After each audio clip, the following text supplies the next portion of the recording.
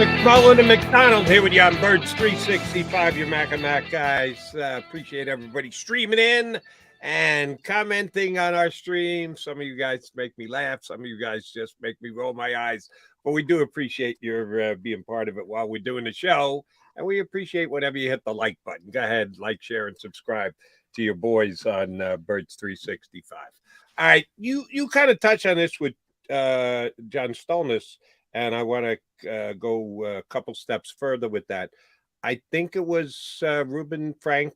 It was either Ruben or Dave Zangaro, who on NBC Sports just went a little bit more in depth on. Yes, Eagles have done what they've done during the offseason. Yes, they've kept some good players. Yes, they're still a major favorite to win the NFC again this year and potentially go back to a Super Bowl. But the players that they retained were a little bit old. Darius Slay, age 32, Fletcher Cox, certainly Jason Kelce, that the Eagles, while we believe that by the time we get to the beginning of the season roster, we'll have some young guys in place playing. They also kept some guys who've got some age on them. Do you buy the theory that the Eagles didn't do enough to churn the roster so far this offseason? No, not at all. In fact, I'm like, I think, correct me if I'm wrong, Jody, I think the Eagles won the NFC Championship. I think they were in the Super Bowl. I think they were within, tied with 10 seconds to go. Tied with 10 seconds. They're pretty close in that game. I don't think there's any evidence that you should. Again, this is the Sam Hinkieization of Philadelphia. I mean, everybody's, oh, you didn't win. You got to start thinking about 2025 and 20. What the hell are you talking about? This is still the best team in the NFC. Yes, there are people closing the gap. I would say Dallas and Detroit most notably. But I still wouldn't put them ahead of the Eagles. And everybody knew, including the Eagles first and foremost. Howie Roseman told it to you if you were listening. We're going to lose some players. But that doesn't mean they can't compete. They already had this plan into place. We're going to go. Yes, they have to ultimately be right on Jordan Davis and Milton Williams and Jacoby Dean and Cam Jurgens. And we'll see if they're right or wrong. But they have this mix, and this is what you do in the NFL. Look, you're a competitive team. You get back your core, and we call it the core four. We stole it from baseball and the Yankees. And Brandon Graham and Fletcher Cox and Jason Kelce and Lane Johnson. They're all pro in Jason's case, all pro in Lane's case. Brandon's coming off a double-digit sack season. Fletcher Cox had 7 sacks, which is really good for an interior player. Why the hell are you moving on? You saved $4 million on Fletcher Cox. You saved money on Brandon Graham. You got Kelce back for an extra $250,000. That's it. That was his raise. And Lane Johnson was already under contract. Why would you move on from any of those 4 players? Any of them? It makes no sense to me. They're still playing at a high level. The only one out of that core 4 that I thought, and again, you just lay out a comparison. Fletcher Cox, $4 million savings, down from 14 to 10. Well, he wasn't worth $14 million last year, so I don't know that you glorified that savings. Oh, you saved $4 million. Well, but what should you have been paying Fletcher Cox if you're just going to analyze? Well, I mean, if you analyze the league in that position, like John brought up CJ versus Fletcher. I mean, defensive tackles get paid more than that's. I mean, true. Part of it is that, and it's more. I don't. It's not necessarily more difficult, but look, the value of the position is a little bit higher, so that's baked into it as well. Yeah, I mean, I guess at the point when you have the 53-man roster, right? I'm not necessarily looking at the valuation. That's for the offseason. That's where we are right now. But that's where we are right now. That's fair. About that. That's fair. As far as football players and getting to the NFC Championship, getting that close to the Super Bowl, yeah, I still think Fletcher is a valuable player. It's a fair point to say, it's probably not $14 million valuable, but I get, what else makes him more valuable? Now you start talking about 10, so it's 10 versus 14, and now you don't have Javon Hargrave, so you damn well better not have Javon Hargrave and Fletcher Cox. Then you're really up a creek. So that factors into it as well. And you knew, Jody, you weren't bringing back. The Eagles knew they weren't bringing back Javon Hargrave. They knew it. They knew it. They knew he was going to get $20 million on the open market. He got $21 million. What can you do? You tip your hat and say, and that's why the plan was in place with Milton Williams. It's Milton Williams again more than Jordan Davis because it's a different position. The plan was in place. And I think that's a good young player, Milton Williams. I really do. I think he's not going to be Javon, but he's a good young player. He will do a good job for them this year. I thought he took, if you were looking at players who at the end of the previous season and what they finished this past season with, I would say Milton Williams took as big a step as anybody not named Jalen Hurts on Eagles, improving from one year to the next. And oh, by the way, he was behind Jordan Davis. And I know the Eagles played different fronts, but Davis and Fletcher and Javon were all here, so you only had so many snaps to play. An increased number of snaps from the previous year, but oh, believe me when I tell you, snaps will increase even more. And I think he'll do a good job for the Eagles. The reason I brought it up is because I think Fletcher's the only one. And the bottom line is, when push comes to shove, because you made the best point there at the end, when you're subtracting Javon Hargrave, can you afford to also subtract Fletcher Cox? Chances are the answer is no. So if you got to overpay a little bit just to make sure you're not taking a massive step back at that position, you do it. And they did it with Fletcher Cox. He's the only one. They had to do what they did with Slay, because if not, and this is Howie. Howie's very good. We give him a ton of credit for being able to manage the cap, but from time to time, like he did this year, he paints himself into a bit of a corner with his retractable years at the back end. He did it again with Slay, cleaned it up, but he just pushed it on down the road because Slay's got years, I think, that go to like 2029 now. Or yeah. At some point, you got to pay the piper on that. And he basically redid his. But the thing is, now because the TV deal's in place, the Eagles now know the cap is going up incrementally over the next 5 years. So that's baked into it as well. But you're right. I mean, voidable years are a calculated gamble. But, there's a reason why everybody else is copying the Eagles, Jody. Because everybody else is using voidable years now too, so can't be that bad of an idea. No, but I'm just pointing out that at some point the bill comes due. You can't avoid it forever. You can keep pushing it along and pushing. Well, and it helps to have an owner, by the way, who is willing to eat dead money when you do make an evaluation mistake, not evaluation, like right. Carson Wentz. That Jeffrey Lurie's a big part of this as well, and people gloss over that, because there's a lot of owners that won't let you move on from mistakes, and Jeffrey's not one of them. No, he gives Howie Roseman a lot of rope to play with to keep the Eagles in the best cap spots that they are, and he's done a good job again this year. But again, and I think. Maybe I don't know the numbers well enough.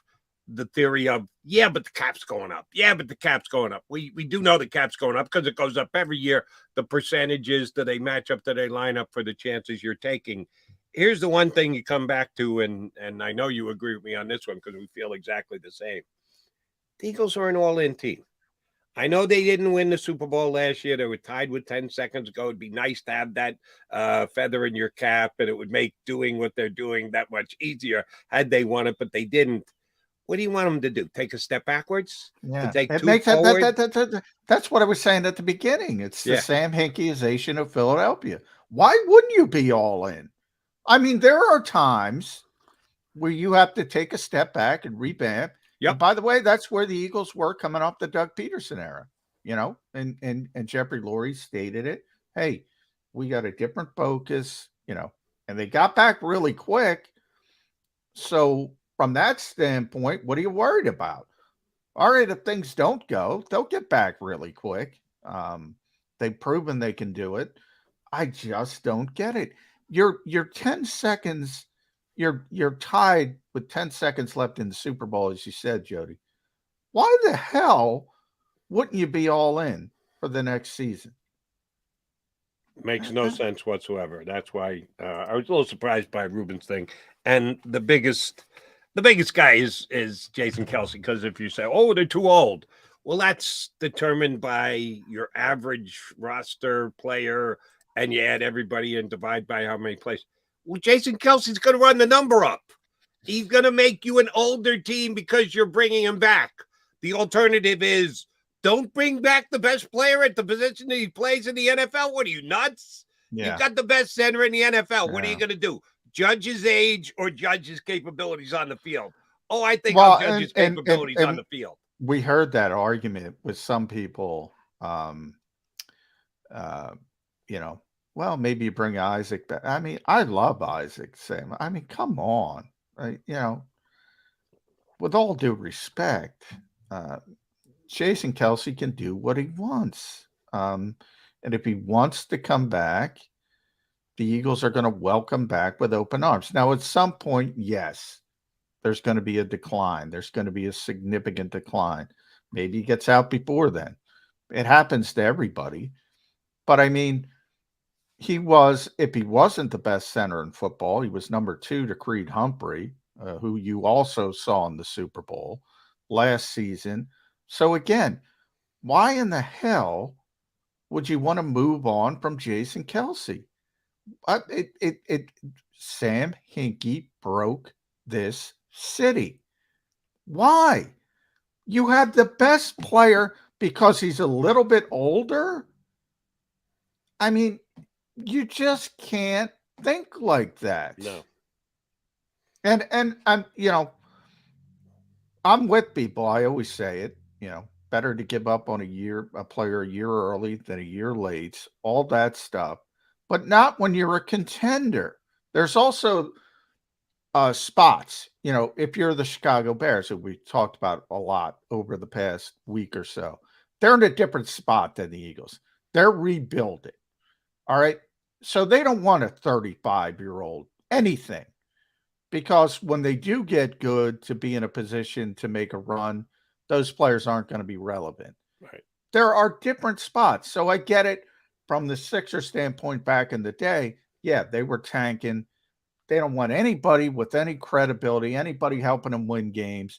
That's a different spot.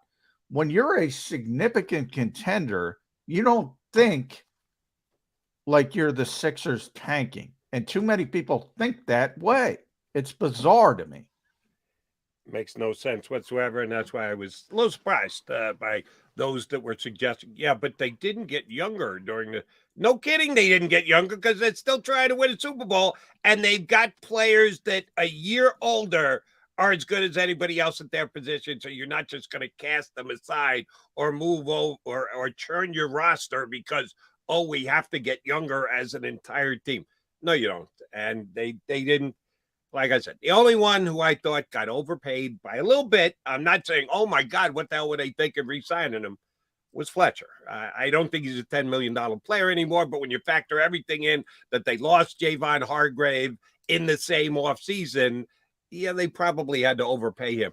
Kelce, no.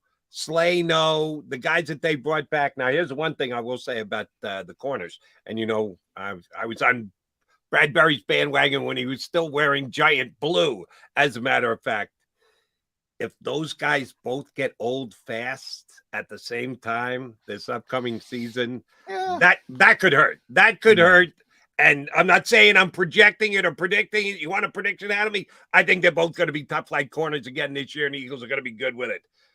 But at corner, sometimes you do see that drastic drop off just from one year to the next. He got old fast. The Eagles can't afford that at corner. They made a commitment to both of those two guys, at least financially, that they need them to stay at that high level, certainly for 2023, if not 2024. If there's one spot where I say, all right, they're out on a little bit of thin ice, not telling you it's going to crack. I'm just suggesting if it does, you're in trouble. And by the way, our buddy Dave Zangaro got the numbers for both Slay and Bradbury's contracts. Very, very team friendly. So but is it or aren't they? Again, they I are. read the same article you did. Team friendly now. But if Slay all of a sudden gets old this year, they're back in as bad, if not a worse position going forward with dead money on the cap. Like I said, they got the voidable years going to 2029. That's team friendly now, but team friendly can turn into team ugly pretty quickly. But I mean, look, you're right, Jody. I mean, if anybody goes in the toilet as a player, it's bad news. But it doesn't change the fact that the contract is team friendly. So, Carson Wentz, that's the best example. That was a good contract by the Eagles. They got the player wrong. They got the player went in the toilet.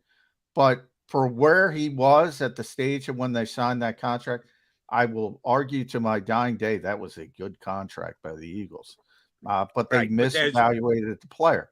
Now, in Slay's case, we've already seen he's played for years. He's not going to break down mentally or anything like that. He's just a really good player. It's a matter of, all right, does he hit the wall from a physical standpoint, age, and all that? But they can get out of it in 2 years. And by the way, the one thing Dave didn't get, and I'll try to talk to him and see what the deal is, because I think he described it as a guaranteed option bonus in 2024. Now, I've mentioned this. What does that mean? Whose option is it? Is it the team's option? Is it the player's option?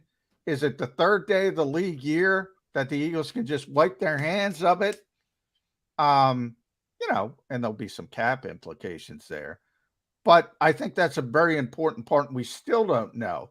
But if we start this process and the guy's making $17.5 million a year with a $26 million cap hits, and he ends up, getting a signing bonus of $10.12 million for this year, you're knocked down from where he was, and you get all that cap space. They generated, I'm trying to find the exact number, $14.23 million of cap space. Yeah, they had to. I mean, yeah, that's a good deal from the Eagles' Understood. perspective. But where I think you and I separate just a little bit is when you get the details of a new contract being done, either free agent signing or an extension like it in Slay, you absolutely put forth an opinion on, is this team friendly, player friendly? Who got the better of it? Where does it position them? And on that given day, you can absolutely have a winner and a loser. But then the evaluation goes on. You can't just say, because the day you signed it, it was team friendly. That makes it team friendly forever. No, it doesn't. Then you actually have to play. Then you have to actually evaluate. Then you have to actually look at the long range effects of it. And you can say, well, that didn't quite work out the way it was supposed to. Well, no. And that's why I said that's where we differ. I mean, look, there's a cost of doing business in the NFL. I mean, there's I mean, you have a good quarterback, a Pro Bowl quarterback, you got to pay him. Now, does he turn into a bad quarterback like Carson Wentz afterwards? You really have to struggle to find a collapse like Carson Wentz. So that's sort of an outlier. But I mean, it happens. We saw it happen. We saw it happen here. I mean, Darius Slay's a 5-time Pro Bowl cornerback. There's a cost of doing business with a 5-time Pro Bowl cornerback. There's a cost of doing business with a second-team All-Pro cornerback like James Bradbury. You're not going to get those guys for $5 million. So in case that they do crap the bed in the future, which probably isn't going to happen, as we both agree with, But if it does, it doesn't change that you have to do business in the NFL, and you're not getting 5-time Pro Bowl cornerbacks for $5 million. I mean, that's just not how it works. So I can't, that's why I don't see that side of the argument. If you get the evaluation of any player wrong, whether it's a draft pick, whether it's a veteran, whether it's a free agent signing, it's not good. But that to me is a different conversation than the valuation of a player in the moment. That's what I think the general manager has to be judged on both. They don't do. think They you can are. separate church and state. I think you got to bring them together at the end of a contract. You got to bring them together and say, how'd it work out? Yeah, in the moment you can cut a great deal, but if for whatever reason, valuation, evaluation, performance, it all comes together at some point. You go, well, did that work or not? And that's what I think you're eventually judged on. You can look at it and go, hey, at the time, I'm sorry, that was a good deal. But it became a non-good deal because the player. Well, that's all GMs. All GMs are ever graded on by the fan base as the players. That's it. Now you can get in good with Jeffrey Lurie and the owners by doing your job in the proper way, and that's what Howie has done. But ultimately, you're judged on the players. You're judged on how good the player is. Jalen Reagor sucks. Howie, you're an idiot. That's on Howie, yeah. Darius Slay is makes a 6th Pro Bowl, and Shane Bradbury's an all-pro, and Howie's the greatest thing that ever lived. But owners value that he does his job correctly. Understood. And that's why Howie Roseman's going nowhere fast. Jeffrey Lurie appreciates Howie Roseman, even though every once in a while, a percentage of the fan base will go, what the hell's Howie thinking? All right, we are bringing in next Mike Tanier from Football Outsiders, one of the best national writers in the country. We'll punch him up, get his thoughts on where the Birds are at and the entire National Football League. Might give us a good national perspective. Mike Tanier, Football Outsiders, and the New York Times next with us here on Birds 365.